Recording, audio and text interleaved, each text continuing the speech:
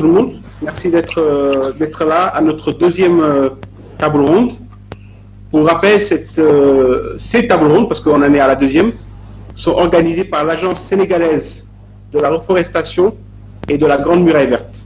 Et comme vous savez, cette agence est un petit peu une première mondiale parce qu'on est un des pays qui a la chance d'avoir une agence dédiée à la reforestation et surtout à la lutte contre l'avancée du désert avec la Grande Muraille Verte.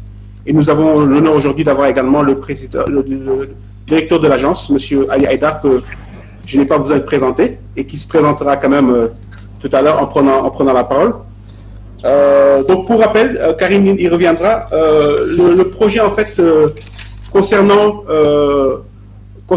Toluker, donc qui est un programme qui est l'idée par Karine Fakouri, qui est la directrice des éco-villages. Et ce projet s'appelle Toluker ou Food Forest, qui a pour but tout simplement l'objectif en fait est la résilience économique et sociale, notamment face à la pandémie du Covid, où on voit qu'aujourd'hui, il est important de permettre aux populations de s'auto-nourrir. Et pour cela, l'idée est de trouver des solutions locales et écologiques, en poussant les populations, en les aidant à avoir des food forests. Alors, pour souligner, ce n'est pas des potagers urbains, ça va plus loin que cela. L'idée, c'est d'avoir carrément, en fait, de donner la possibilité aux gens d'avoir des champs, des petites forêts, surtout en zone rurale, où ils peuvent avoir des arbres fruitiers pour se nourrir, avoir des légumes et avoir aussi des plantes médicinales. Voilà. Donc l'idée, c'est pouvoir se soigner, se nourrir et avoir une souveraineté alimentaire. Donc lors de notre première table ronde, qui a eu lieu il y a 2 semaines, le titre donc était Toluker, Design, Ingénierie et Réveil des traditions. Donc là, il s'agissait tout simplement de présenter le projet de l'agence, l'idée donc par Karine, de présenter un petit peu le but, comme je vous ai dit. Donc tout simplement, comment se nourrir, comment se soigner, comment avoir une souveraineté alimentaire. Et pour cela, on a parlé de diversité des plantes, montrer que l'idée était vraiment de remettre, de réhabiliter des forêts ou d'en créer et ne pas se limiter à des variétés. Donc, créer une diversité de la flore. Également, on a parlé également des sols, avec la possibilité de créer son sol, de créer un sol fertile. On a parlé par exemple des wicking beds, un exemple qui a été donné. Donc, c'est une sorte de compost qui est créé sur la terre. Et l'avantage également de ces tables rondes-là, c'est que tout le monde puisse y bénéficier. La dernière fois, un des participants a proposé en tout cas d'essayer ce système-là. Voilà, donc c'était vraiment ça le but de cette première table ronde qui a été un succès. Et la vidéo également a été postée sur Internet. Donc le but de nos tables rondes, c'est aussi que ça puisse servir de base éducative, que ça puisse être partagé et qu'on puisse créer des projets concrets. Parce que là, on est vraiment dans le concret avec ce projet-là. Aujourd'hui, il s'agit donc de discuter de la qualité des semences. On reviendra pour savoir c'est quoi les semences. Les associations de plantes. Comment on peut associer les plantes entre elles et également les formes géométriques plutôt. Donc, ce ne sera pas un jeu de questions-réponses. On va certainement diviser ce sujet-là en deux. Pour parler déjà des semences, nous avons des personnes expertes dans ce sujet-là qui nous diront, on ira un petit peu plus loin sur la question des semences, qui posent des fois un peu de problème par rapport à la qualité, à l'origine, etc. On parle aussi beaucoup de bio. On ne sait pas trop ce que ça veut dire le terme bio. Est-ce que c'est la semence? Est-ce que c'est le fait d'utiliser des pesticides? Voilà, on va essayer d'approfondir un petit peu la chose. Et ensuite, on parlera donc de l'association des plantes et des formes qu'on peut créer pour, dans tout ça. Donc, je pense que j'ai été bref. Donc, ce que je vais faire, je vais donner donc la parole à notre très cher M. Ali Haïdar, qui va nous faire une introduction, si possible, de 5 minutes, parce que voilà, on a un long programme aujourd'hui.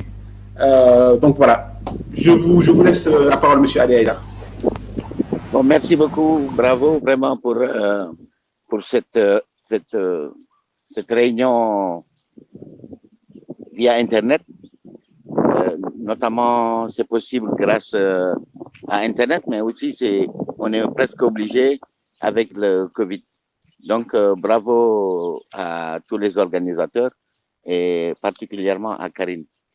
Bonjour à nos amis qui sont loin de nous, comme Jean-Pierre Renaud qui est en Bretagne là-bas. Bonjour à tout le monde. Bon, on a parlé de beaucoup de choses, de semences, de la terre, du bio et des liens entre les arbres. Oui, c'est en fait avec les semences, surtout fruitières et forestières. Je ne sais pas si dans notre forêt de Casamance on peut parler de bio parce que j'ai l'impression que toutes nos semences sont bio parce qu'elles vivent dans la nature, sans apport d'engrais chimiques, elles sont dans la nature, elles sont arrosées par la pluie et elles poussent naturellement. Ce qui est important, par exemple, maintenant, on est en plein dans la récolte de semences de mangue parce que justement les manguiers sont en train de mûrir. Il faut prendre les semences quand elles sont bien mûres et quand elles sont tombées de l'arbre. En général, elles tombent de l'arbre pour commencer le cycle de leur vie, être mangées par un animal, voyager dans le ventre de l'animal et être rendues à la terre assez loin de l'arbre mère pour pouvoir se développer. Donc, c'est là que nous, on intervient parce qu'il n'y a plus assez d'animaux sauvages pour transporter ces graines. Il n'y a plus aujourd'hui que des animaux domestiques qui sont dans les forêts, dans les savanes, des chèvres, des biches, des moutons, enfin des chèvres, des bœufs, des moutons, des cochons, mais on ne trouve plus les singes qui mangeaient les fruits, qui les transportaient, les biches, etc. Donc, la semence est bonne quand elle est mûre dans l'arbre mère et qu'elle tombe toute seule et qu'on la récolte. Maintenant, une fois qu'on l'a récoltée, il faut la protéger et la mettre dans de bonnes conditions. Il faut qu'elle soit nettoyée, débarrassée de sa chair, séchée à l'ombre et après, bon, protégée. Il ne faut pas l'exposer trop longtemps au soleil, sinon elle se déshydrate. Et il faut récolter les semences. En fait, on est tout le temps en train de récolter des semences puisque elles ne mûrissent pas toutes au même moment. Heureusement pour nous d'ailleurs. Donc, on vient de sortir de la récolte de Khéber, le Cérolia, du Détarium, le Détar. Là, on était dans l'anacardier et on est toujours dans l'anacardier et dans le manguier. Donc, après, on va aller vers d'autres espèces de semences. Maintenant,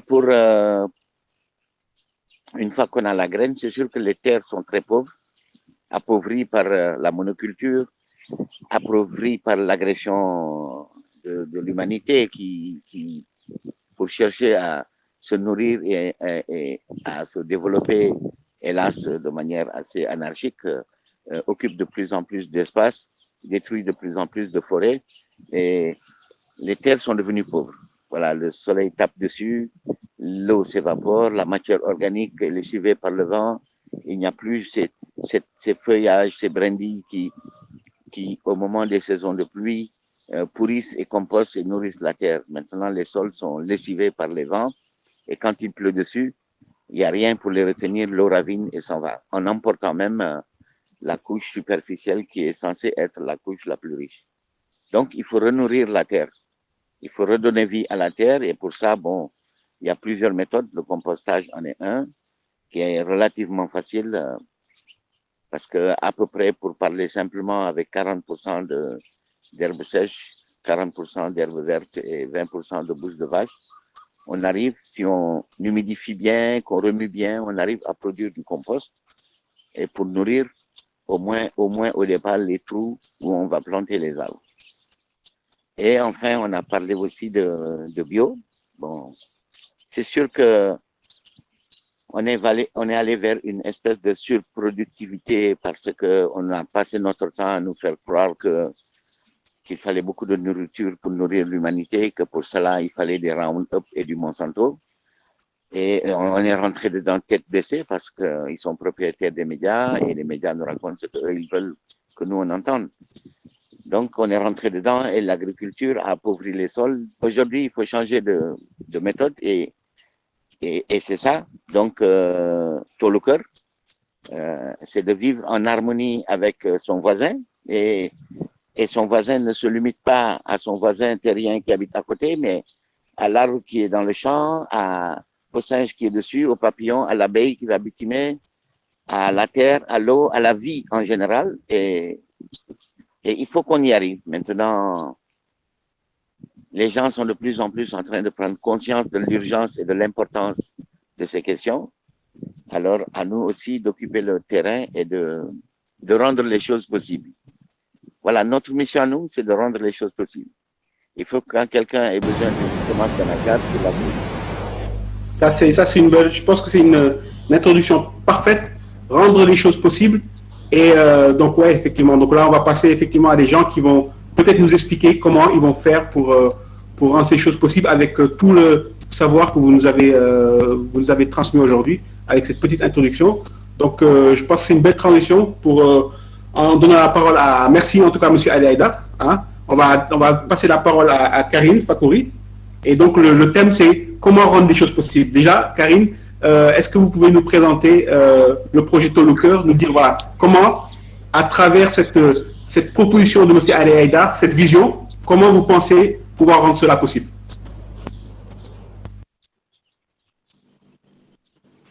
Alors, bonsoir à tous déjà. Moi, je suis vraiment heureuse de vous retrouver pour ce second webinaire. Et je suis particulièrement heureuse d'avoir cette introduction par notre directeur général, Haïdar, qui, comme je l'ai dit les fois précédentes, ici au Sénégal, nous avons vraiment la chance. Nous avons une double chance. La première, c'est que nous avons quelqu'un en la personne de notre directeur général qui nous a ouvert le chemin depuis longtemps. Et donc, nous sommes tous en train de marcher sur ces pas aujourd'hui. Et je ne dis pas ça pour le flatter, vous le savez très bien, ceux qui m'ont entendu par ailleurs, juste pour dire que du coup, sur le plan énergétique, c'est aussi un pilier, c'est aussi un phare. Donc, nous suivons un modèle. La deuxième chance que nous avons, c'est que, et peut-être que justement, avec les intervenants de ce soir, nous en saurons un peu plus, je pense notamment à Jean-Pierre. Moi, je ne suis pas convaincue qu'il existe beaucoup dans le monde d'agences de reforestation. Je sais qu'il y a des gardiens de la forêt, je sais qu'il y a des agences techniques, il y a des agences d'évaluation, il y a des agences de surveillance, mais un pays qui dote son gouvernement d'une mission de reforestation et de restauration à ma connaissance, il n'y en a pas beaucoup.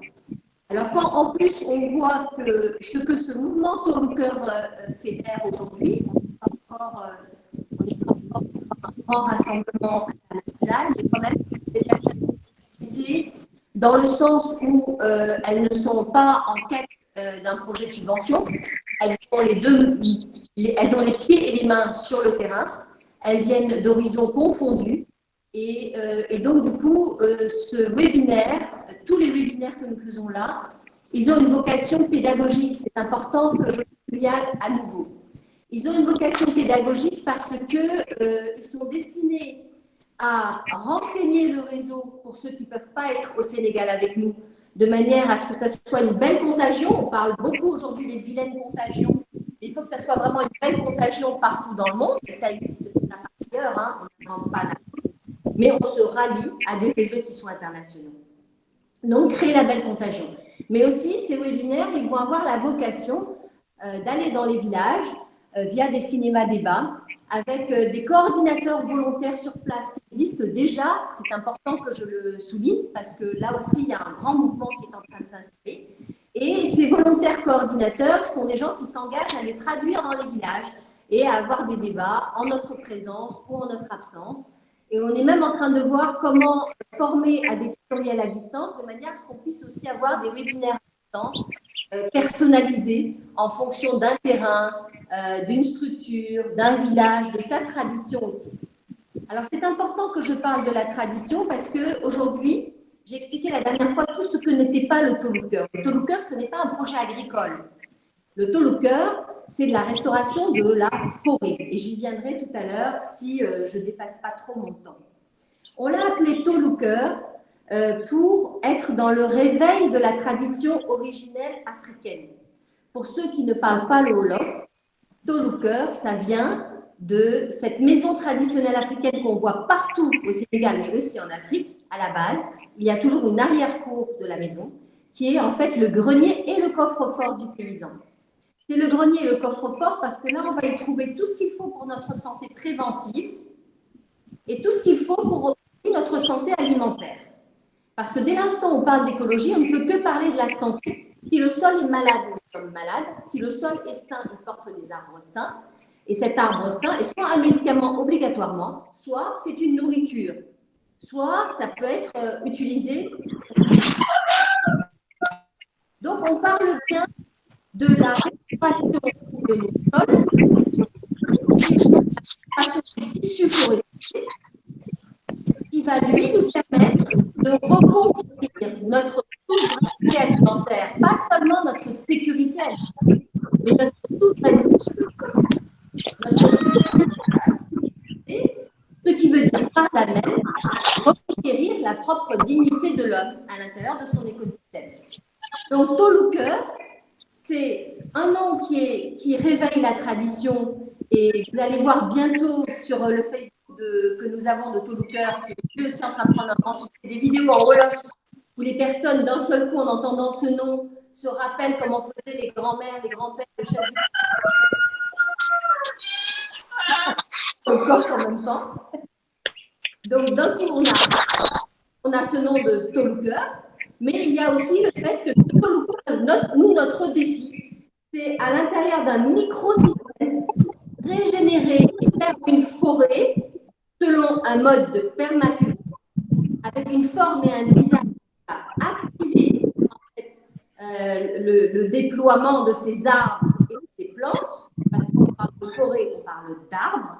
Ils sont organisés en un système qui va permettre un compostage direct, une récupération de l'eau, et peut-être qu'au bout de 3 ans, si le défi est relevé, l'homme n'aura quasiment plus besoin d'intervenir à l'intérieur de ce groupe.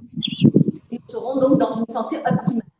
Donc, ce sont des petites cliniques de santé, voilà. Et non pas des cliniques où on vient se soigner pour être malade. N'oublions pas que la santé, c'est l'écologie de la santé, c'est la même chose. C'est l'homme qui est en relance et qui, du coup, de par ce qu'il se nourrit en qualité d'air, en qualité d'eau, en nourriture, va faire en sorte qu'il est dans son plein potentiel, y compris psychologique. Voilà, merci. J'ai un peu débordé. Hein. Merci beaucoup. Merci Karine pour ton intervention. Je pense que tout a été clair concernant le projet Toluker. Donc c'est voilà, c'est se nourrir et se nourrir de manière naturelle et surtout de permettre aux gens d'avoir une autonomie alimentaire et pouvoir se soigner également. Nous avons Miguel Jensen, normalement, qui doit être présent pour nous faire une petite introduction également pour l'ouverture de la table ronde qui va suivre. Est-ce que Miguel est connecté? Oui, je suis là. Je ne sais pas si vous m'entendez. J'ai l'impression que Miguel n'est pas connecté.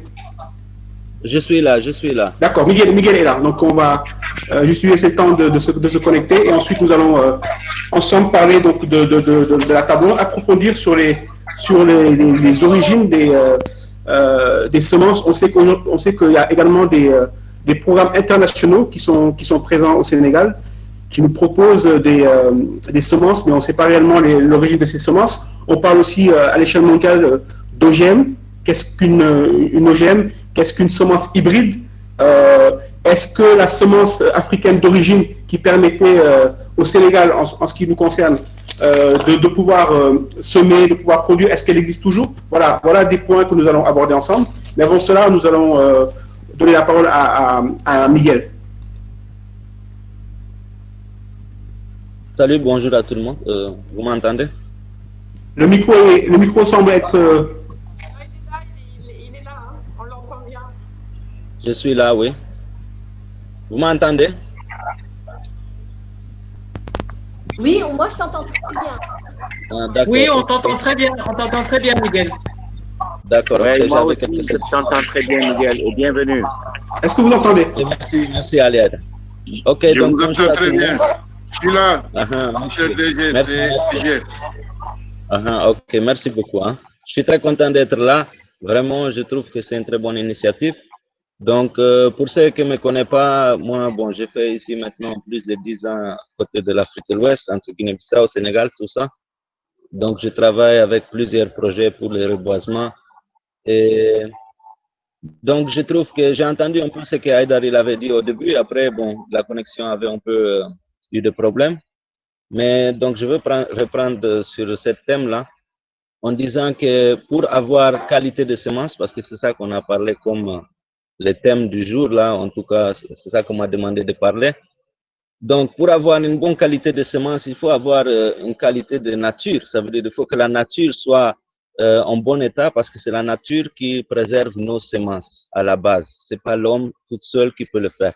Parce que surtout, comme le cas de Haïdar et le reboisement et certains arbres qui sont des brousses, s'il n'y a pas tout un écosystème qui peut soutenir ces arbres-là, les semences ne vont pas pouvoir se semer directement.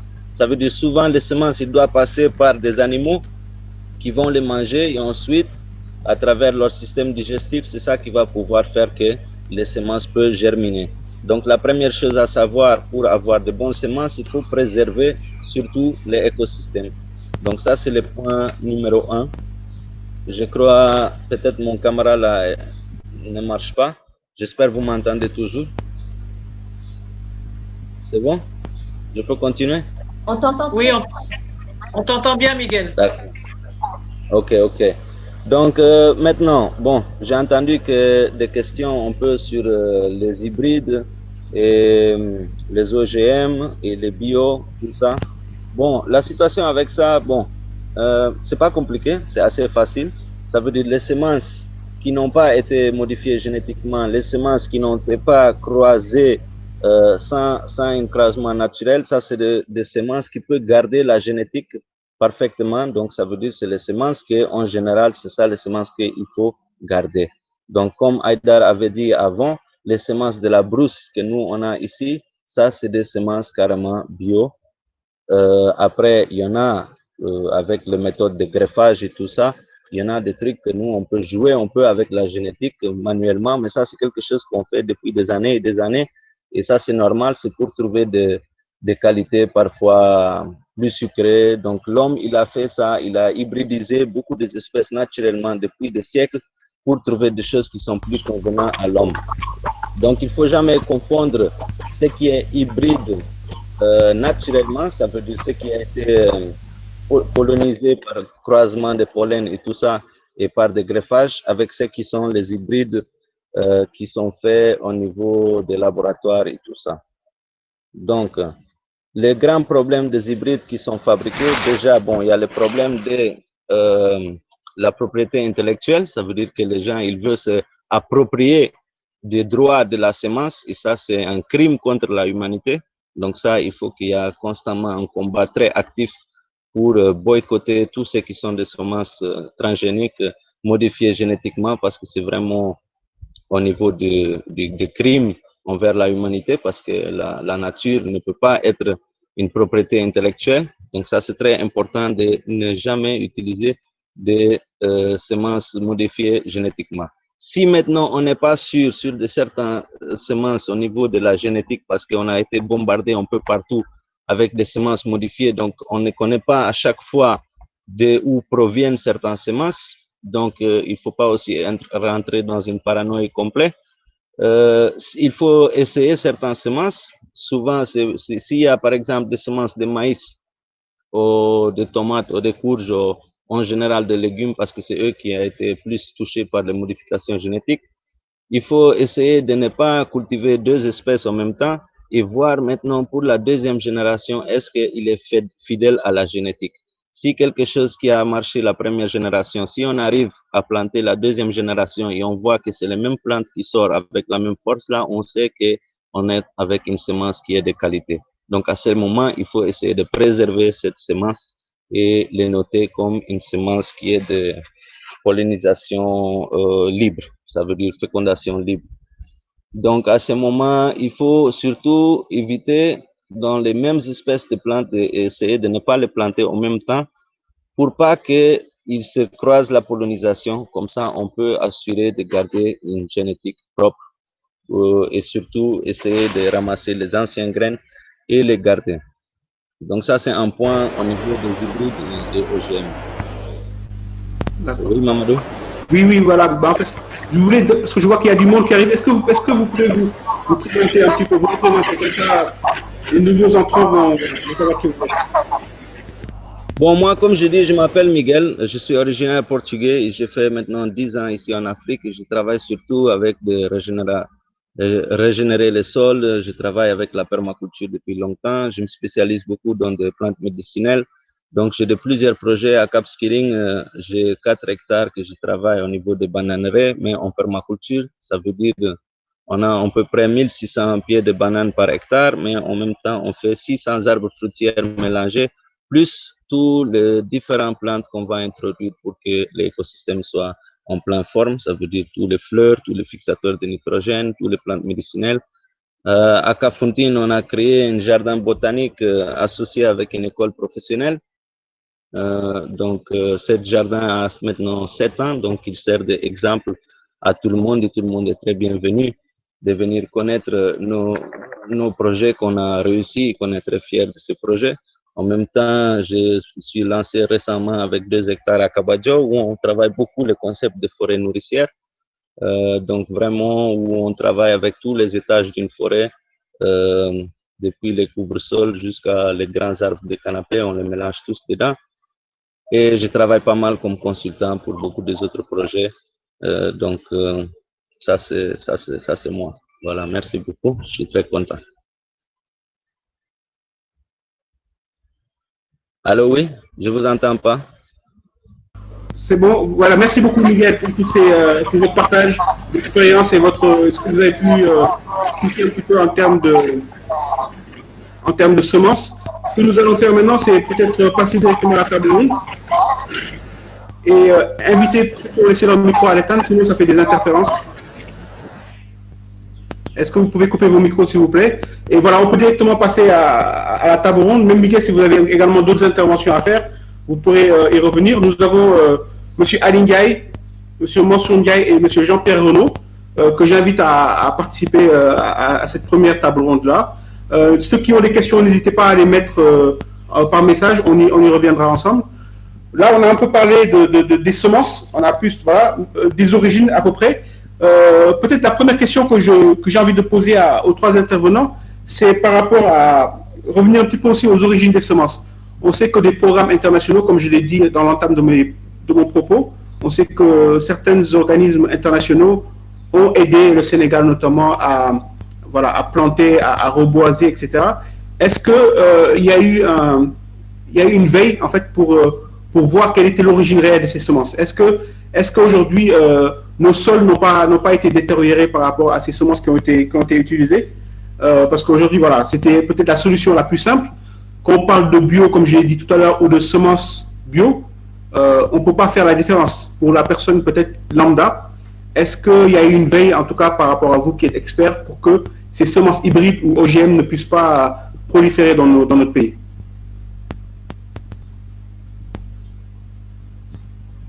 Est-ce que monsieur Ndiaye, Ali, Mansour Ndiaye sont connectés? Monsieur Pierre Renaud, vous pouvez prendre la parole? Ou monsieur Ali Haïdar, si vous voulez également intervenir. Allô, oui, allô? Oui. C'est Mansour, je peux intervenir? Allez-y, Mansour. Voilà, je m'appelle Mansour Ndiaye, je suis directeur exécutif d'une ONG qui s'appelle APAF. APAF existe dans 8 pays africains. Donc, nous travaillons à restaurer, donc, rappeler, on l'appelle rappeler, donc, une technique ancestrale qui consistait donc à planter sous les arbres sans engrais chimiques ni compost. Et malheureusement, cette technique a disparu parce que de plus en plus les arbres sont coupés, au Sénégal surtout. Et nous avons perdu pratiquement, si les 2/3 du territoire, nous avons perdu donc les boisements naturels. Actuellement, nous n'avons que des lambeaux de forêt. Je pense que M. Haïdar est là pour en juger, pour tout le monde. Donc, ce que nous voulons, donc c'est de développer un système qui permette de planter des arbres et à les associer aux cultures agricoles. Et je dis toutes les cultures, qu'il s'agisse des cultures fruitières, des cultures céréalières, ou bien des cultures légumières ou des plantes médicinales. Et pour ça, nous aménageons des parcelles que nous appelons des parcelles agroforestières, avec un plan d'aménagement que nous avons conçu avec les paysans, surtout au centre du pays, dans les zones les plus concernées par la dégradation des sols et la dégradation des forêts. Et en discutant avec les paysans, en échangeant avec eux dès la première année en 2013, nous avons conçu un plan d'aménagement qui prenne en compte la question de la divagation des animaux. Donc, il faut mettre en place une haie vive. La question du vent, il faut mettre en place une brise-vent, donc 2 lignes périmétrales espacées de 5 mètres qui permettent de freiner les animaux divagants, mais aussi de freiner la vitesse du vent. Et comme nous avons des terres qui sont complètement dégradées sur l'essentiel du territoire dans le bassin arachidier, de Kaolack jusqu'à Louga et jusqu'en passant par Diourbel-Thiès, on ne peut pas développer donc l'agriculture si on ne met pas l'accent sur la régénération des sols. À grande échelle. Je ne veux pas vous couper, hein, monsieur Ndiaye, mais en fait, l'idée c'était vraiment là de parler de l'origine des sols. Je pense qu'on en a parlé un petit peu lors de la première table ronde. On pourra peut-être en parler en conclusion, mais là c'est vraiment, vous, à votre niveau, quel est le rapport que vous avez avec l'origine, surtout des semences? Je pense que c'était... Justement, parlant de semences, il faut parler de toutes les semences, parce qu'il y a les semences d'arbres et les semences céréalières, et comme les semences légumières.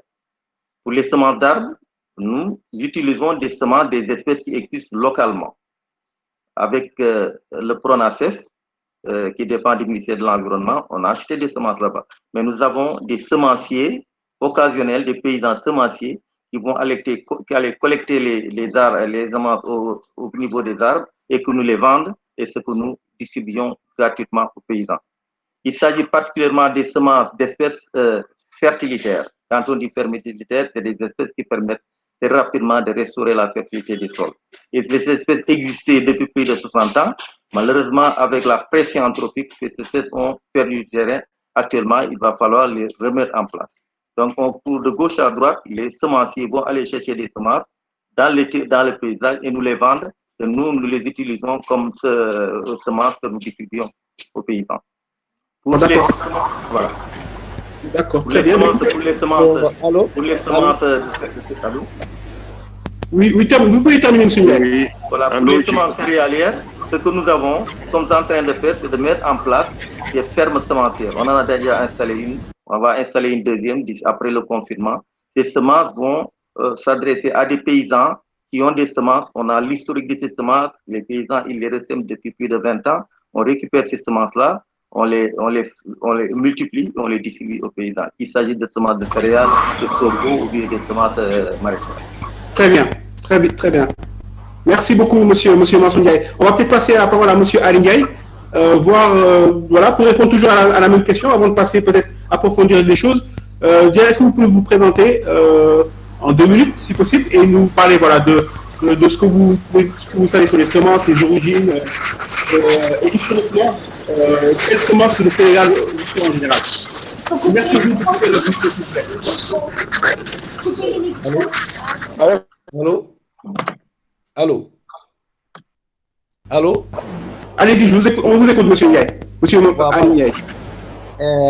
Donc, je voudrais dans un premier temps remercier l'invitation qui m'a été faite par le Tol au Cœur. Remercier les intervenants, Michel Dar et tout le monde. Bon, en relation aux semences, je pense que la plupart des semences que l'on parle, elles viennent surtout sur le côté des maraîchères, pratiquement. Et qu'on voit que réellement, je pense que c'est Miguel qui l'a dit, il y a quelqu'un qui l'a dit. Aujourd'hui, le contrôle de l'entrée des transgéniques dans plusieurs pays et des hybrides, pratiquement, je peux vous dire que c'est extrêmement difficile. Il y a des lois qui sont faites, mais les semences entrent. Maintenant, il faut savoir comment les travailler. Comme il l'a dit, les transgéniques, les hybrides, là, c'est dans la 2e génération que vous allez commencer à voir qu'elles n'ont pas les mêmes caractéristiques qu'au début. Alors, dans ce sens, on commence à les écarter. Mais de toute façon, la question des semences, ce n'est pas seulement une question des agriculteurs. C'est une question de toute une société. Je ne sais pas si je me fais comprendre. Parce que qui domine sa semence, domine ta vie, domine ton alimentation.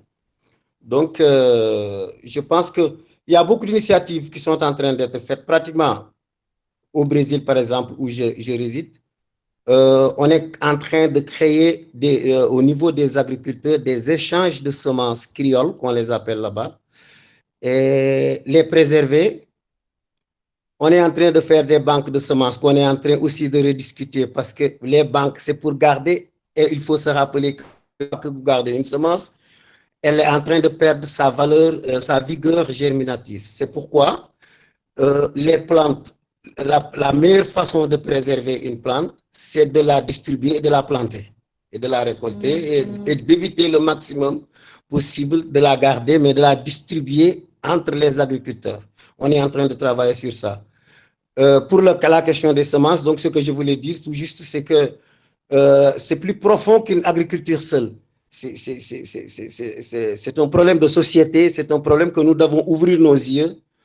Et je pense que l'agriculture biologique a cette vision-là et ça revient toujours sur la table. Donc, c'est tout ce que je voulais dire sur cette question. Maintenant, après la deuxième question sur les dessins, j'aimerais un peu parler sur un projet qu'on est en train de développer au Brésil. Et là, je vais parler de stratégie, pas de technique, mais de stratégie qui nous ont permis de faire quelques 12 000 fermes dans les 26 États du Brésil et qui sont aujourd'hui des fermes qui ont aidé beaucoup d'agriculteurs à s'engager dans l'agriculture biologique. Voilà. Monsieur Jean-Pierre Renaud, est-ce que vous êtes connecté?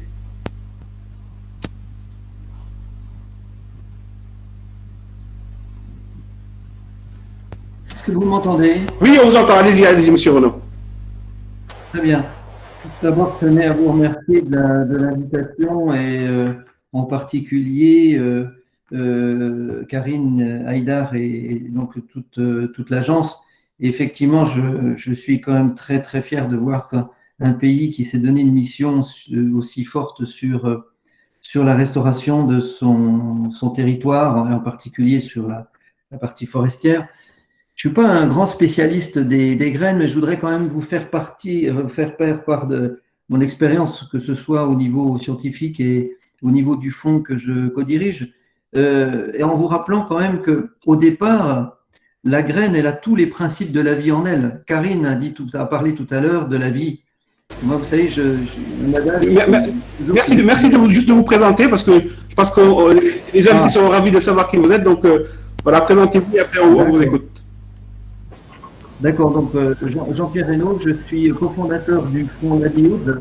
C'est un fonds qui a participé à la reforestation, en particulier à la reforestation de la mangrove avec Haïdar et l'Océanium, et qui aujourd'hui intervient dans 19 pays différents.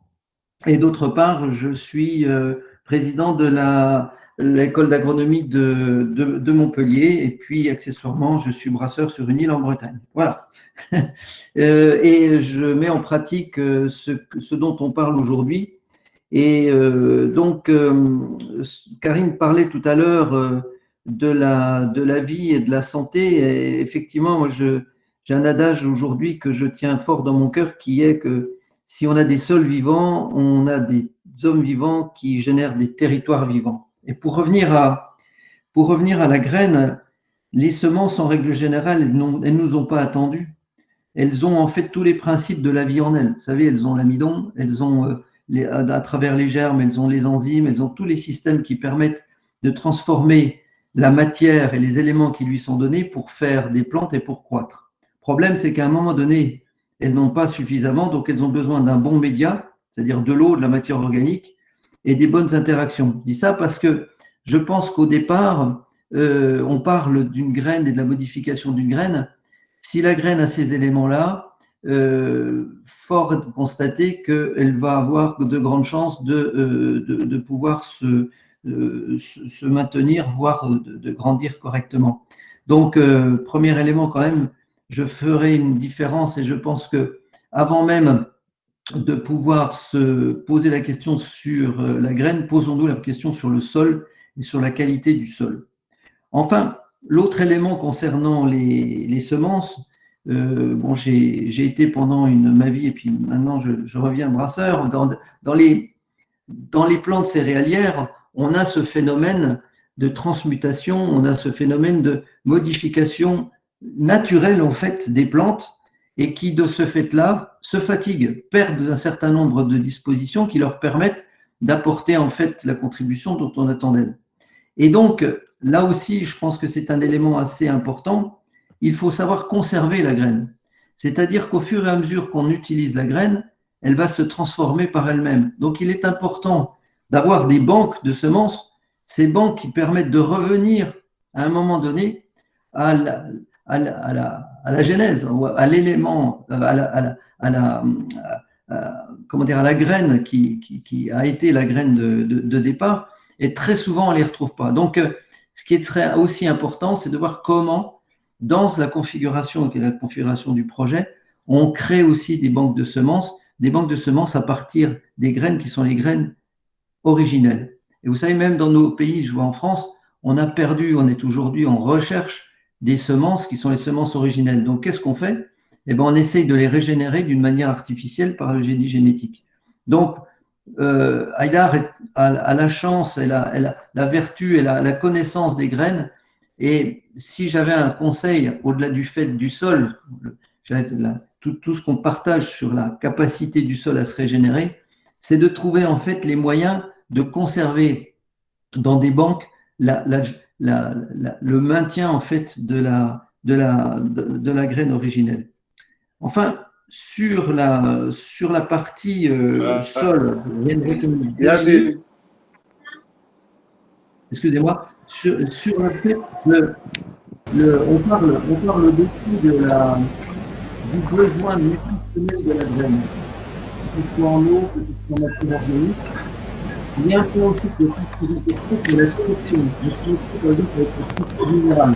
Je ne sais pas si on aura l'occasion d'en parler, mais pour moi, ce serait un élément important aussi à partager avec vous. C'est comment, en fait, on assure que les graines, qui ne sont pas simplement des graines qui poussent vers la terre, vers l'air, mais aussi qui poussent vers la terre, c'est-à-dire les rhizomes, eh bien, comment aujourd'hui on arrive à créer des graines qui sont extrêmement efficientes au niveau de la connexion avec les structures minérales.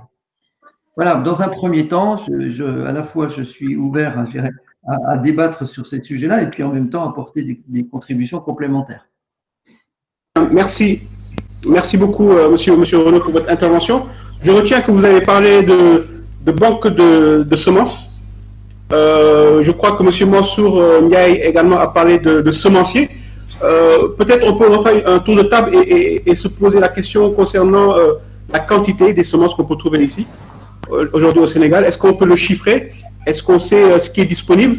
Monsieur Haïdar, notamment, avait ce programme-là qui consistait à proposer aux gens de garder leurs graines, de garder leurs pépins, de pouvoir par exemple les partager avec des structures telles que Océanium ou Mébedaï. Est-ce qu'aujourd'hui, aujourd'hui, on peut quantifier ces semences? Et est-ce que quelle était la méthode pour revenir à la question de tout à l'heure? Est-ce que vous pouvez couper votre micro, s'il vous plaît, monsieur Diouf? Voilà, donc c'est la question de la quantité des semences. Et est-ce que cette méthode-là était une méthode ancestrale, c'est-à-dire garder comment avant, en tout cas, le Sénégal faisait pour pouvoir conserver ces semences? On peut refaire un tour de table. Monsieur Mansour Ndiaye, par exemple, vous pouvez prendre la parole.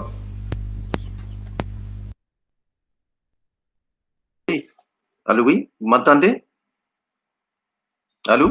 Oui, on vous entend, allez-y, je vous en prie. Oui, au Sénégal, nos parents du monde rural, ils ont toujours conservé leurs semences à travers une sélection qu'on appelle la sélection massale.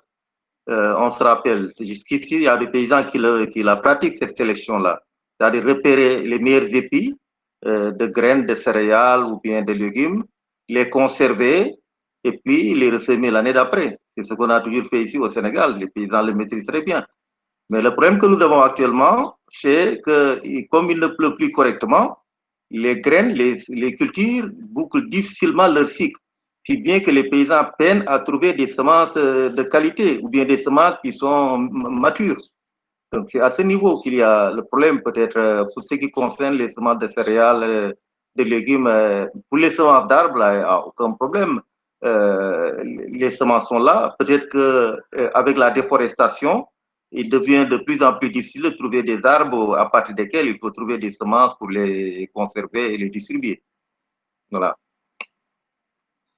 très bien, monsieur Ndiaye.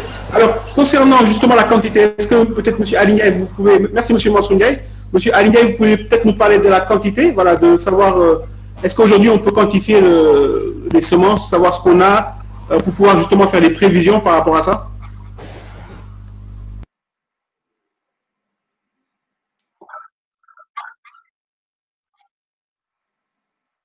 Écoutez, jusqu'à présent, faire une quantification. Ce qui est sûr et certain est que quand on parle de la question des maraîchères, les semences en termes de maraîchères, qui sont des cultures introduites, là, réellement, c'est extrêmement difficile qu'on puisse parler de semences bio dans ce cadre. Donc, mais on peut aussi souligner certaines semences que les agriculteurs, les familles des agriculteurs ont gardé depuis des temps, qu'ils plantaient, qu'ils récoltaient, faire la sélection massale, comme l'a dit, comme ça a été dit tout de suite.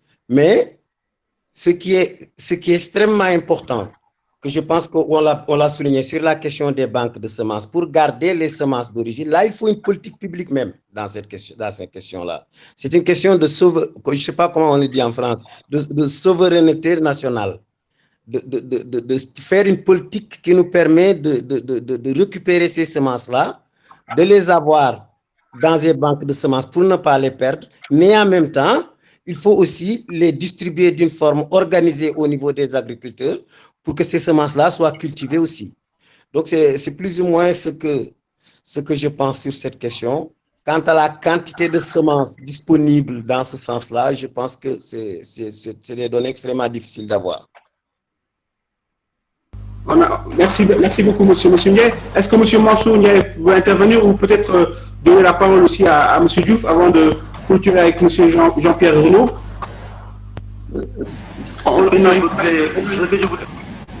Ce que je voudrais apporter comme complément, allô, vous m'entendez? Allô? Allez-y, je vous en prie. Voilà, ce que je voudrais ajouter, c'est que la question de la conservation des semences se pose de plus en plus. Non seulement, comme je l'ai dit tantôt, la pluviométrie ne permet pas aux cultures de boucler leur cycle, elle permet aux paysans de conserver les semences, mais il y a un autre problème de conservation. Je me rappelle, avant, les paysans, ils conservaient leurs semences dans des greniers traditionnels, en bottes, en épis.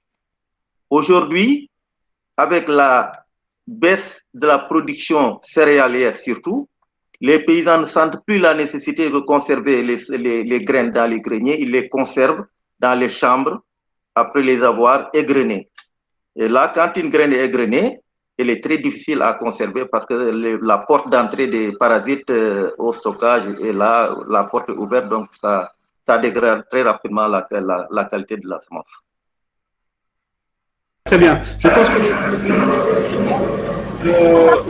qu'on doit passer à la seconde table ronde. Je vais donner la parole à Karine qui va peut-être clôturer cette première table ronde avant qu'on passe au sujet des formes géométriques et des associations de plantes. Karine, à toi la parole. Et déjà, merci pour toute la richesse de ces interventions. Alors, moi, je ne suis pas une technicienne, hein, mais je voulais juste vous dire que la question de la conservation des semences, évidemment, nous préoccupe au plus haut point, d'où cette table ronde. Et nous avions pris l'initiative sans l'avoir encore véritablement installée. Mais je pense à des belles personnes comme Isis. N'hésitez pas à vous reporter à notre premier webinaire ou d'autres belles personnes comme Bertha, de se dire qu'en fait, il pourrait y avoir des tauloukeurs mamans. Ce serait donc des forêts mamans qui auraient justement pour objectif principal de garder la semence et de la reproduire. Et si ces tauloukeurs en fait arrivent à s'installer un petit peu partout grâce à nous tous, eh bien, ça serait donc peut-être une possibilité de ne pas avoir forcément besoin de la garder. S'il vous plaît, après je vous laisse, vous pouvez nous parler de votre... Donc, moi, c'est colonel Moussa Diouf, colonel des eaux et forêts, je suis secrétaire général de l'Agence sénégalaise de la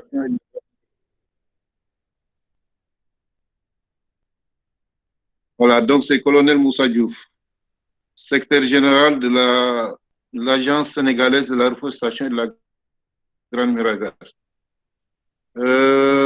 Tout à l'heure, on parlait de l'origine des semences en foresterie.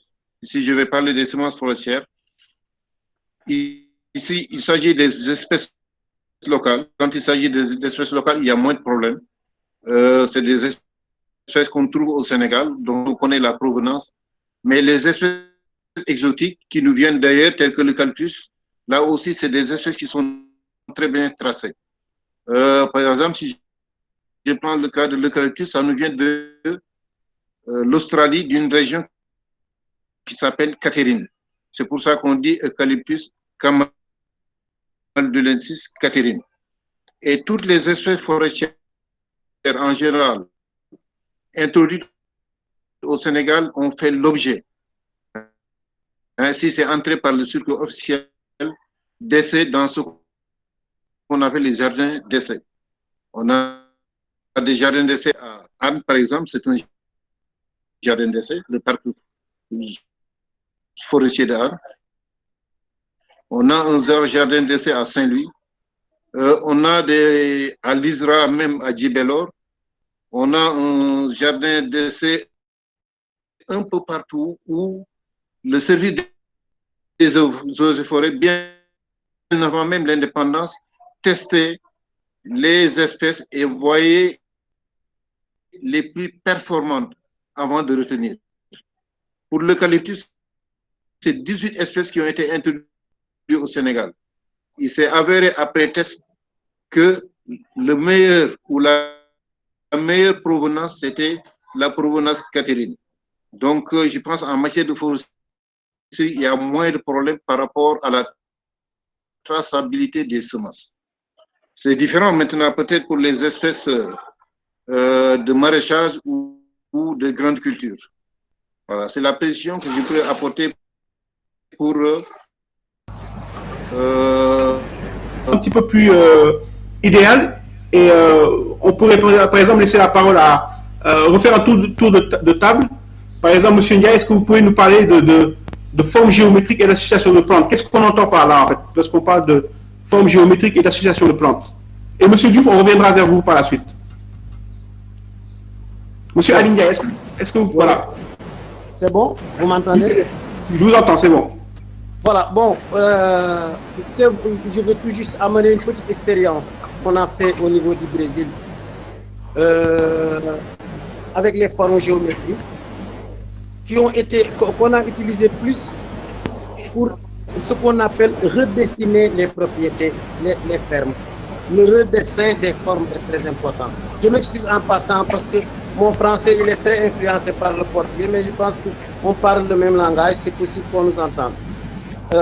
Donc, on a un groupe, on a mis sur place un projet au niveau du Brésil qui s'appelle le PAIS, Production agroécologique intégrée et soutenable, durable en français. Il s'agit des espaces de 5000 m² où l'on intègre une production intégrée, une production de maraîchères, de petits, les poules qu'on met au milieu.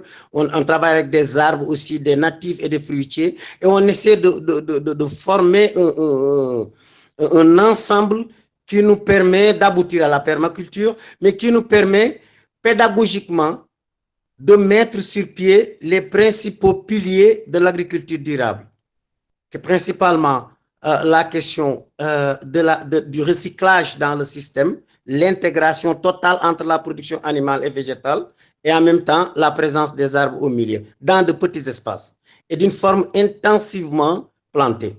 Donc, et d'une forme ronde, les plants sont ronds autour du poulailler. Alors, pourquoi on a adopté ce système qui nous a permis de pouvoir psychologiquement travailler avec les agriculteurs et réussir à faire la transition à un bon nombre d'agriculteurs. Comment ceci s'est passé?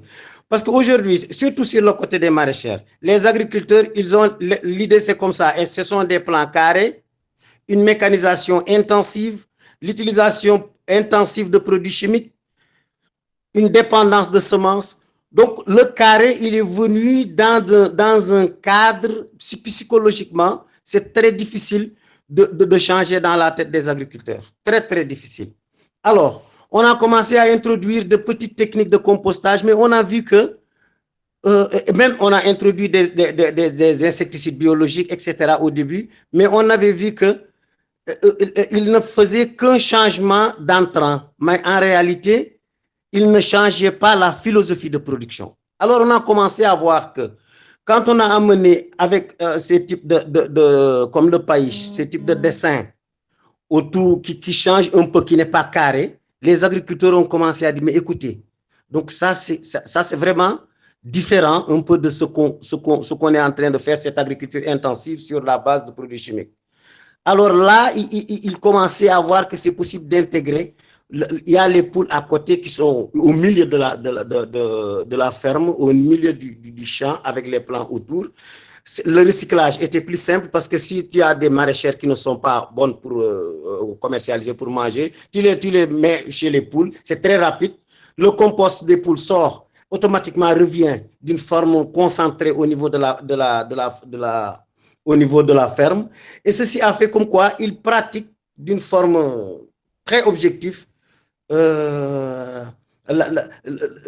recyclage, qui est très intéressant dans un système qui se veut, qui est très intéressant dans le processus de la route vers la permaculture. Donc, vous voyez, donc les dessins sont venus, les dessins redessiner la propriété, la ferme de l'agriculteur est devenue une stratégie qui nous permet d'aller vers la transition, c'est-à-dire d'aller vers une agriculture plus durable.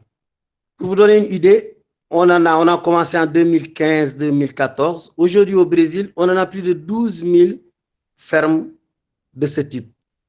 Maintenant, après, dans la discussion, peut-être on peut entrer dans la stratégie de comment ça a été fait pour y arriver. D'accord. Merci beaucoup. La stratégie, la stratégie et voir si c'est possible de l'implémenter, notamment ici au Sénégal. On va peut-être, merci M. Alingay, on va peut-être voir avec M. Jean-Pierre Renaud, voilà son avis et sa vision par rapport à son expérience aussi à Montpellier avec Livewood. Voilà, Monsieur Renaud, est-ce que vous pouvez nous parler un petit peu des formes géométriques et des associations de plantes? Monsieur Jean-Pierre Renaud, je vous vois connecté. Oui, ça y est, vous m'entendez? Oui, on vous entend. Oui. Donc, d'abord, je voudrais saluer le travail de Ali Ndiaye que je connais bien au Brésil. Et je vais utiliser des gros mots, excusez-moi, mais je pense qu'il faut, quand on est en train de travailler sur la démarche, on va dire, géographique, il faut parler d'un système, il faut avoir une logique systémique. Qu'est-ce que ça veut dire? C'est qu'en fait, il y a à la fois l'interactivité, on va dire, aérienne et l'interactivité du sous-sol. Il faut pas, et les deux vont de pair. Je vais m'expliquer en quelques mots. J'ai eu l'occasion, par exemple, de monter un projet en Inde sur ce qu'on appelle des forêts fonctionnelles. Forêt fonctionnelle, ça veut dire que sur une parcelle, on pense la parcelle comme un système. C'est-à-dire que la parcelle, elle doit se protéger. Donc, comment on fait la protection, la mise en défense? Elle doit faire de l'ombrage. Comment on fait de l'ombrage? Voilà. Donc, il y a un certain nombre de fonctionnalités auxquelles il faut penser et qui va permettre à ce moment-là de composer géographiquement et spatialement la parcelle. Mais ça, c'est spatial. Et là, il y a aussi le sous-sol. C'est-à-dire qu'il faut penser les espèces et l'interactivité des espèces pour se nourrir. Qui va aller chercher les minéraux? Qui va générer en fait les meilleurs rhizomes pour pouvoir apporter les minéraux à l'ensemble des plantes? Qui va protéger les plantes de la séquestration en eau? Qui va apporter la meilleure contribution en biomasse pour que le sol se nourrisse? Donc, je n'ai pas la réponse systématique pour un sol ou un autre, mais c'est un travail qu'on fait d'une manière quasi systématique, c'est le cas de le dire, sur chacun de nos projets, en disant c'est quoi, comment en fait on va traduire la fonctionnalité à la fois spatiale et du sous-sol pour assurer en fait cette bonne interactivité entre les différentes plantes. Voilà ce que je voulais dire. en fait, merci beaucoup, monsieur Renaud. Donc, on a parlé avec monsieur Alingaï de forme carrée, mais vous nous parlez en fait de l'aspect aussi sol et air, on va dire, si on peut se permettre de dire ça. Donc, il y a la forme, mais il y a aussi ce qui va avec. Monsieur Mansondiaï, vous pouvez peut-être compléter ce qu'on vient de dire. Miguel aussi, je serais intéressée par ce... Allô, oui? Allô, oui? Vous m'entendez? Oui, monsieur. Voilà. Oui, on vous entend, je vous en prie. Et ensuite, on donne la parole à Miguel. Voilà, très rapidement. Parlant de forme géométrique, je disais au début, bon, on me disait que c'était peu à l'ordre du jour parce que c'était le premier sujet de la première réunion que j'ai raté. Nous, on a vraiment pensé à la forme géométrique des parcelles en prenant en compte les aspects liés à la protection contre les animaux divagants, le vent, mais aussi à la restauration de la fertilité du sol. Les arbres sont associés. Dans la parcelle, c'est une parcelle où on développe la polyculture. Il y a des arbres fertilitaires, comme le nom fertilité, c'est des arbres qui fertilisent. Là, on prend l'aspect vraiment relation sol-plante, comme le disait tantôt quelqu'un. Et il y a aussi la partie aérienne qui prend en compte la création de microclimat dans la parcelle.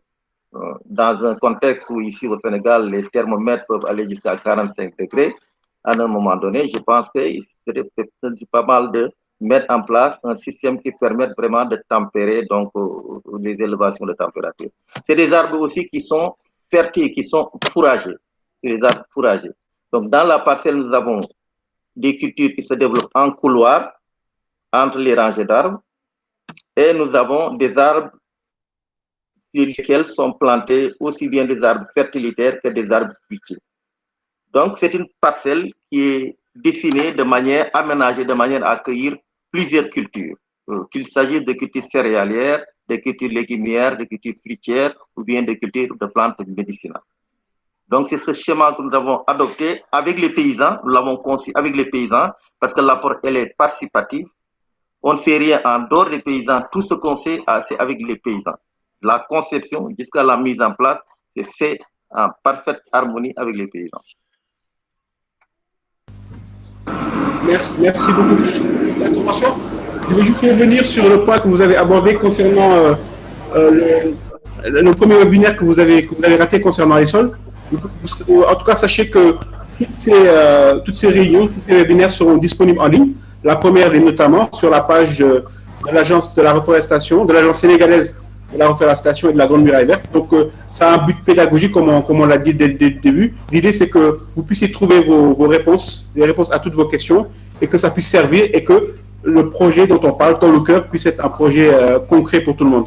Voilà, donc merci, monsieur Mansour, pour votre intervention. Nous allons donner la parole à Miguel. N'hésitez pas aussi à poser vos questions, parce que juste après Miguel, s'il n'y a pas encore une intervention, nous allons passer peut-être nous n'allons pas tarder en tout cas à passer à la conclusion avec M. Pierre-Gilles.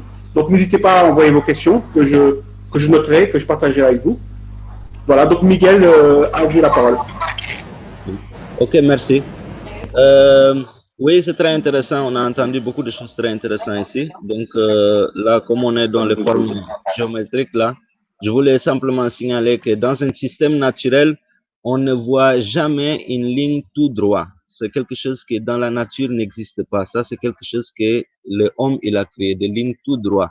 Dans la nature, même les arbres qui semblent être droits, ils ont quand même des courbatures, tout, même les arbres qui partent tout droit, comme les eucalyptus et tout ça. Si vous les regardez bien, vous allez voir que en fait, ils sont jamais tout droits. Donc, les plantes en général, ils poussent avec beaucoup de formes. Et dans la nature aussi, on peut trouver toutes les formes qui peut nous inspirer maintenant dans cette design géométrique qu'on peut appliquer donc dans la façon de travailler avec nos plantes. Ça veut dire et ça se relationne du micro jusqu'au macro. Ça veut dire les formes ils se répètent. On voit souvent les formes des spirales. On voit de différents mandalas. On voit tout ça. On peut prendre une feuille d'un arbre. On peut prendre une fleur. On peut prendre quelque chose, n'importe quoi. Un conquillage dans la nature peut nous donner énormément de différentes formes pour nous inspirer à travailler dans ces formes. Donc, c'est pour ça, nous, en général, dans la permaculture et dans nos projets, tout ce qu'on fait, on évite vraiment de faire des lignes tout droit. Après, c'est vrai que dans des projets de reboisement et des projets très grands pour l'organisation de la plantation, souvent, les gens ils tombent sur des formes un peu carrées, mais on a parfaitement la possibilité de changer ces formes et de s'inspirer dans des formes plus naturelles parce que finalement, on travaille avec la nature, donc on veut reproduire un système naturel pour que la fonctionnalité du système soit le mieux adaptée possible. Donc, je souhaite vraiment inspirer tout le monde à chaque fois s'ils vont créer des projets de plantation, de jardins, etc., de s'inspirer au maximum dans des formes qu'on voit dans la nature. Par rapport à les associations de plantes, on rentre encore dans cette reproduction de la nature. Ça veut dire quand on regarde une forêt, on voit tous les différents niveaux de plantes, on voit une interaction énorme avec les différentes plantes. Donc, il y en a après, depuis les racines jusqu'à les grands pentes, jusqu'à les canopées larges, des arbustes, des couvre-sols. On a tous les étages différents d'une forêt. Donc, nous, si on veut planter une forêt nourricière, ça veut dire une forêt productive avec les fruits, les légumes, les fixateurs, tout ce qu'on a besoin, à ce moment, l'association de plantes est fondamentale. Donc, on ne peut pas créer un système qui est durable si on n'a pas des associations de plantes. Et souvent, pour les associations de plantes aussi, on n'a pas la nécessité d'être très extrême ou de dire telle et telle plante ne vont pas ensemble, telle et telle plante, il faut qu'ils partent ensemble. Il faut partir du principe que la plupart des plantes, ils peuvent bien s'entendre ensemble. Après, bien sûr, c'est très visible quand certaines plantes ils se donnent pas bien ensemble. À ce moment, c'est quelque chose qu'on peut voir directement et constater. Et de toute façon, c'est toujours par l'expérience qu'on doit avancer avec notre travail. Donc, il faut pas trop avoir peur d'associer les plantes au début parce qu'il faut partir du principe que la plupart des plantes, ils peuvent s'associer bien ensemble. Bien sûr, il faut tenir en compte si c'est des grands arbres qui vont après donner de l'ombre à des autres qui ont besoin de soleil. Ce genre de choses sont fondamentales. Donc, c'est pour ça qu'on calcule les différents étages. Mais sinon, par rapport à l'association de plantes, il faut dire que la plupart des plantes, ils peuvent être associées. Bien sûr, il faut tenir toujours en compte que la présence des arbres fertilitaires ou de légumes, etc., pour qu'il y a toujours un apport en azote, etc., qui vont aider les autres et des autres qu'on peut utiliser dans le système pour couvrir le sol, pour faire le mulch, pour avoir assez de phosphate et potassium, etc. Mais la différence avec, par exemple, des engrais chimiques et tout ça qui nous donne un numéro fixe, par exemple, un 6, 10, 3, ça veut dire de NPK. Dans la nature, on laisse le sol travailler ça et faire la distribution de tous ces micro-éléments et minéraux, etc. Donc, finalement, c'est les bactéries et les champignons qui vont s'occuper de donner les quantités exactes à chaque plante qu'elle a besoin. Donc, finalement, il faut simplement avoir un système riche avec le maximum de diversité, bien sûr avec beaucoup de présence de différentes fleurs pour attirer aussi des pollinisateurs et pour voir après l'amélioration du sol. Donc ça, bon, c'est des thèmes qui peuvent aller très loin. D'accord. Miguel, en fait, on me pose, je profite de l'occasion. Je voudrais tout juste, oui, monsieur, ouais, je voudrais tout juste amener une petite réflexion autour du sujet. Vous m'entendez bien? On va d'abord remercier Miguel de son intervention. Juste après, on demandera à Miguel de nous parler juste d'un exemple d'association de plantes qui a fonctionné. Voilà, mais on vous laisse la parole, M. Alignaï. Et Miguel, merci pour ton intervention. Et juste revenir sur un exemple d'association que vous avez essayé et qui a fonctionné. Voilà, allez-y, M. Ndiaye.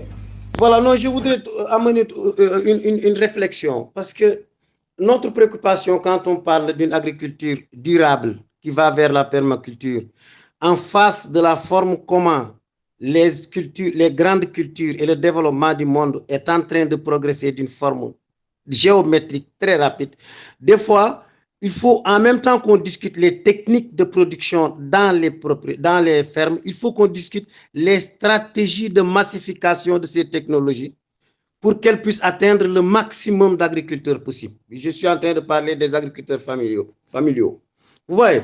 Donc, parce que au Brésil, je le perçois bien, il y a beaucoup de gens qui sont dans leur coin, avec beaucoup de techniques qui sont là-bas, des techniques de permaculture intéressantes. Mais quand tu comptes le numéro d'agriculteurs qui sont en train de faire des pratiques durables, tu vois qu'il y en a encore très peu. Donc, il faut amener aussi les discussions, non pas techniques de production seulement, mais stratégie d'atteindre le maximum de producteurs possible. Vous voyez?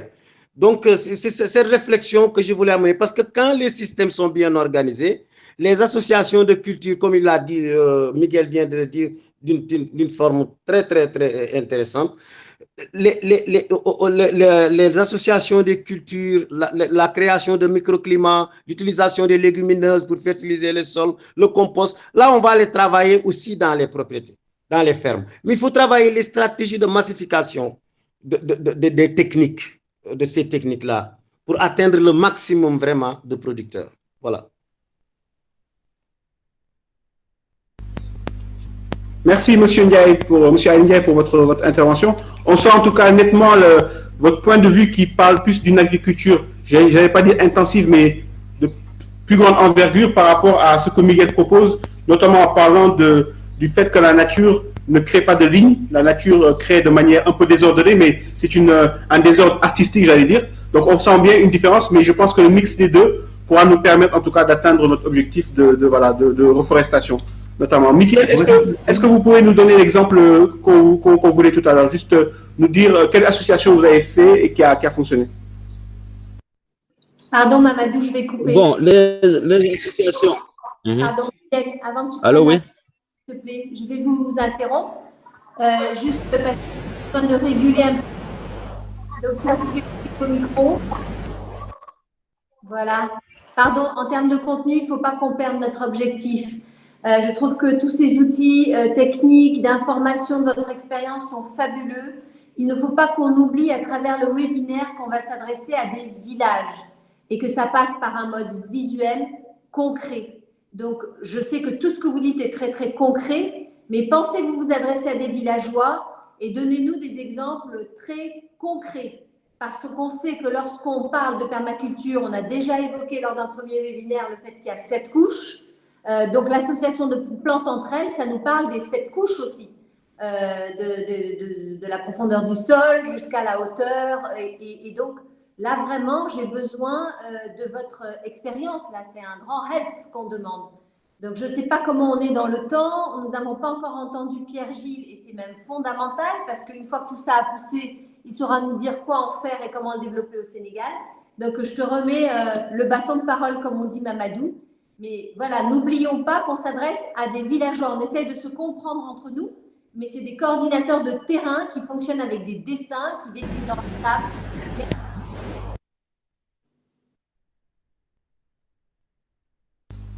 Par rapport au temps, il nous reste à peine 10 minutes, donc il faut qu'on conclue avec Monsieur Pierre-Gilles. Là, voilà, pour les dernières interventions, on va vraiment demander des exemples concrets, des choses qu'on peut traduire aux villageois, parce que l'idée de ces webinaires, au-delà donc de les partager, de les mettre sur les réseaux, c'est pouvoir aussi les traduire dans les villages pour qu'il y ait un savoir qui soit transmis. Donc voilà, les dernières interventions, j'aimerais bien vraiment que ce soit des conclusions avec des exemples concrets qu'on va pouvoir partager avec les villageois. Donc en commençant par Miguel.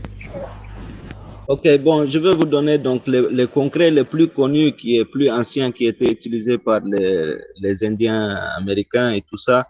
C'est ce qu'ils appelaient par exemple les 3 sœurs. Donc les 3 sœurs, ça veut dire ils plantaient toujours le maïs associé avec des haricots, associé aussi avec des courges. Donc les courges, il va couvrir le sol, donc empêcher aussi beaucoup les mauvaises herbes de pousser et en même temps aider à la rétention d'eau.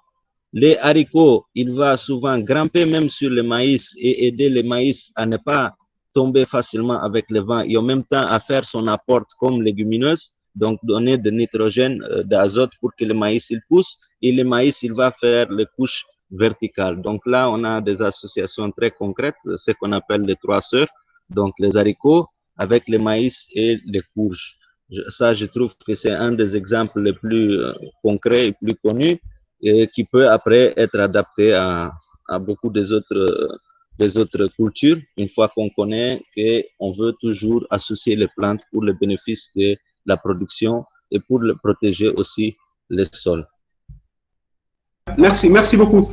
Je constate que voilà, on commence à perdre un peu de personnes sur le webinaire. Je pense que voilà, on a respecté le temps. Ce qu'on va faire pour que tout le monde puisse bénéficier de la conclusion de Pierre-Gilles, à part si Karine, avant cela, tu as un mot à rajouter, on peut aller donner la parole à Monsieur Pierre-Gilles qui va nous permettre de bénéficier de sa conclusion par rapport à tout ce qu'on vient d'expliquer. Si Monsieur Pierre-Gilles est bien évidemment connecté. Oui, bonjour. Oui, bonjour. Bonjour à tous. Bonjour à tous. Vous pouvez vous présenter et nous faire une conclusion. Voilà, partagez en tout cas votre point de vue sur tout cela en 5 minutes, s'il vous plaît. D'accord. Donc, Pierre-Gilles Coméa, je suis gérant d'une petite entreprise qui valorise les produits locaux à Thiès, essentiellement en produits alimentaires nutritifs et en huile cosmétique. Très bien. Voilà, donc j'en viens à la conclusion. Donc, je voulais dire que j'adhère totalement à ce schéma de Toluker, où on retrouve le jardin de cases qui était à l'époque tout à fait courant au sein des maisons et qui a disparu peut-être à cause des épisodes de sécheresse dans les années 70. En tout cas, voilà, ce modèle de Toluker peut mener à l'autosuffisance. Mais en attendant que ça se mette en place, en attendant qu'on récolte les premiers fruits, je pense qu'il est important également d'éviter la disparition des ressources forestières. On voit que dans les villages, les gens coupent de plus en plus des arbres. Et pour cela, il faut donner une valeur ajoutée à ces arbres. Il faut que les gens s'intéressent à ces arbres et ne fassent pas que les couper pour faire du bois de chauffe. Donc, par rapport à notre entreprise, c'est vrai qu'on a l'habitude de travailler en identifiant les ressources forestières oubliées et en essayant de les valoriser derrière par de l'innovation. Par exemple, on peut parler du néo. Aujourd'hui, à Dakar, les gens ne peuvent plus consommer de néo. Et là, on a quelque chose à faire. C'est un produit qui peut être réintroduit et qui peut revenir sur les étals à Dakar. Une fois qu'on a identifié ces produits oubliés, on va s'atteler à créer des chaînes de valeur, donc à organiser les producteurs et à les motiver. C'est vrai qu'au début, on passe un petit peu pour des fous, qui s'intéressent à des choses qui n'ont aucune valeur marchande, mais en gagnant la confiance et en arrivant à commercialiser ces produits, on arrive à créer ces chaînes de valeur et à développer un intérêt. Ce qui est important aussi, c'est que quand on travaille dans une zone, on peut, un petit peu comme les associations, diversifier les produits qu'on va trouver dans cette zone. Donc, on va acheter du néo, par exemple, on va faire travailler les femmes âgées, mais on peut commencer à travailler sur du baobab, et là, on va impliquer les jeunes. On peut travailler sur différents produits qui impliquent les différentes populations et qui intéressent les populations à ce projet. Ensuite, c'est à nous, l'entreprise qui fait partie de la chaîne de valeur, de trouver des débouchés aussi bien au niveau local, par exemple à Dakar, dans les grandes villes, ou à l'international. Et à faire ce travail de créer cette filière et donc de rendre, par exemple, un produit au Sénégal aussi intéressant que le karité au Burkina ou aussi intéressant que l'argan au Maroc. Si on crée cette demande, on va revenir vers le milieu rural et on va acheter plus. Et donc, on va encore plus intéresser les gens à préserver les ressources. Et c'est à ce moment-là qu'on va retomber un petit peu sur Toluker, puisqu'avec Toluker, on aura montré que le système est durable, qu'il s'auto-reproduit, qu'il est fertile, qu'il permet d'avoir des différentes plantes.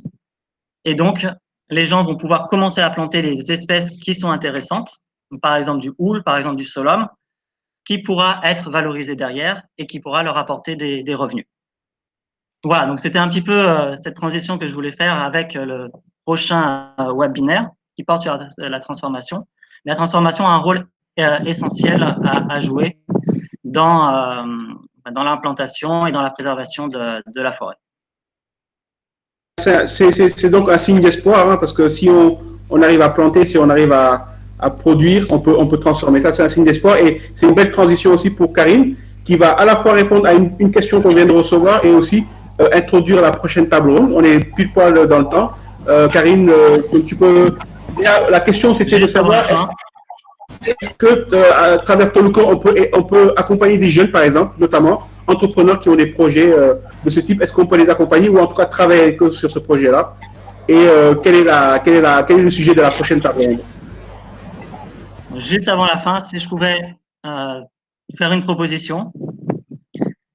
C'est vrai qu'on a tous beaucoup de choses à dire, Et est-ce qu'il serait possible de vous soumettre des articles où on pourrait détailler un petit peu plus, justement apporter des dessins, apporter des photos, qui pourraient être publiés sur un blog pour plus approfondir les différents points qu'on a abordés. Par exemple, la stratégie de M. Ndiaye m'intéresse. On n'a pas eu le temps de l'aborder aujourd'hui, donc ce serait intéressant de pouvoir développer ça sous forme de blog. Merci. Tout à fait, et Karim le confirmera, la page qu'on vient de partager, parce qu'on nous l'a demandé tout de suite, la page est disponible, la page Facebook, on a de plus en plus de followers, comme on dit, et ce sera l'occasion de créer soit un blog ou même de dynamiser cette page, et je pense que c'est une excellente idée de votre part. Merci en tout cas pour l'intervention. Je laisse Karim conclure et remercier tous les participants de cette deuxième table ronde qui a été très riche en enseignements. Il y aura un compte rendu qui sera fait par toute l'équipe, qui fera un compte rendu écrit et également la vidéo qui pourra être en ligne. Et on pourra, comme vous le dites, essayer de prendre des informations, des solutions à travers toutes nos discussions-là. Merci en tout cas à tout le monde. Et Karine, à toi la parole pour le mot de fin. Merci beaucoup. Moi, je suis vraiment pleine de gratitude parce que c'est des enseignements pour nous tous. Il y a une véritable richesse dans tous ces partages. J'ai envie de rebondir évidemment sur chaque intervention tellement qu'elle est précieuse. Et je suis un peu comme Pierre-Gilles, c'est-à-dire que j'ai l'impression que chaque personne à part entière nécessiterait un webinaire à lui tout seul de détails, avec la nécessité d'être vraiment très, très concret dans nos villages. Vraiment, j'insiste là-dessus. Donc, avant de répondre à la question des filières, qui était la transition d'ailleurs de Pierre-Gilles, je crois que nous allons être de plus en plus nombreux. La preuve, hein, nous étions à peu près, je pense, 38, on est encore 25. Et pourtant, nous discutons de points voilà, qui sont parfois un peu techniques et qui ne sont pas toujours faciles à suivre, chacun faisant beaucoup d'efforts. On est appelé à devenir très, très nombreux, donc je voudrais vraiment qu'aujourd'hui, on se serve de cet exemple pour être un peu plus cadré la prochaine fois sur la coupure des micros, sur les temps des interventions, sur la nécessité de s'adresser à des villageois eux-mêmes. Voilà. Et donc, en fait, on peut effectivement créer un blog, on peut partager des articles. Le site Facebook Toulouker est fait pour ça, mais nous avons aussi des personnes qui nous assistent en off, qui sont là, qui nous écoutent. Et vous imaginez pas toutes les petites mains qui sont faites pour que ça soit possible. Et je sais qu'elles sont déjà en train de réfléchir à la possibilité de potentialiser ces interviews dans ce webinaire, peut-être même en les séquençant et en différenciant, voilà, en faisant une différence les uns par rapport aux autres. Je vais un peu vite pour vous dire que, en fait, je suis directrice des éco-villages. Les villages écologiques, c'est une chose qu'on n'a pas encore vraiment abordée, mais les Touloukers, du coup, ça va être le début de ça, mais aussi des filières vertes. Donc, c'est très important pour moi que des personnes comme Pierre-Gilles, très actives sur le sol du Sénégal et qui sont partis de rien et qui ont tout démontré, soient présents au fil du temps, comme ceux qui étaient là la fois passée. Et j'espère que ceux qui sont aujourd'hui avec nous nous suivront, même s'ils n'interviennent pas après. Parce que ça va devenir finalement une forme d'école en ligne qu'on aura tous co-créé ensemble. Alors, la jeunesse, elle est évidemment bienvenue. C'est vrai qu'on n'en a pas parlé, Mamadou, mais c'est à eux qu'on s'adresse en priorité. Parce que dans le cadre de cette agence de la reforestation, de la semence à la transformation, nous sommes destinés à créer en fait une école de ces savoirs naturels et de la formation. Et je ne veux pas vendre la peau de l'ours avant de l'avoir tué, mais nous avons des organismes vraiment d'envergure qui nous ont contactés, qui s'intéressent de très près à Toulouker et qui vont peut-être appuyer la possibilité pour nous de former en masse. Parce que revenons au contexte Toulouker qui est le contexte Covid. Je pense que si on en a compris la leçon, on va éviter qu'il y ait à nouveau d'autres drames. Et pour qu'il y ait à nouveau d'autres drames sanitaires, eh bien, il faut comprendre qu'aujourd'hui, quand bien même on a repensé le système financier, sans l'écologie, on ne peut pas le faire. Donc, il ne faut même plus qu'on parle des nouveaux métiers. Ce n'est pas les métiers de demain, c'est les métiers d'aujourd'hui. À tout plein de stades. Et ça fera peut-être l'objet d'un webinaire à part entière. L'idée, c'est de ne pas, là aussi, tout précipiter tout de suite, parce que ce qu'on veut pour le moment, c'est sensibiliser pour que chacun apporte la richesse de son expertise et son savoir à travers ces webinaires, et vraiment, je vous remercie, mais c'est aussi de les rendre très réels et concrets partout au Sénégal et peut-être même ailleurs s'il y en a qui ont envie de suivre. Voilà. Et puis ensuite, progressivement, nous allons procéder à autre chose. Alors moi, je propose quand même, pour la fois d'après, de revenir avec certains de nos intervenants de la fois dernière et certains qui seront volontaires à partir d'ici, sur justement en images ou en exemple concret, sur des petites histoires, des petites légendes de ce que vous avez déjà fait et qui a super bien fonctionné, notamment sur la terre du Sénégal. Et puis de faire une deuxième table ronde, peut-être en invitant, il n'est pas encore au courant, M. Philippe Barry, pour voir comment intégrer les plans RSE à l'intérieur de ces talkers, et si c'était possible, et ce qui nous permettrait de sensibiliser davantage, notamment au niveau du monde industriel. Voilà, je vous remercie infiniment. Merci beaucoup pour votre patience.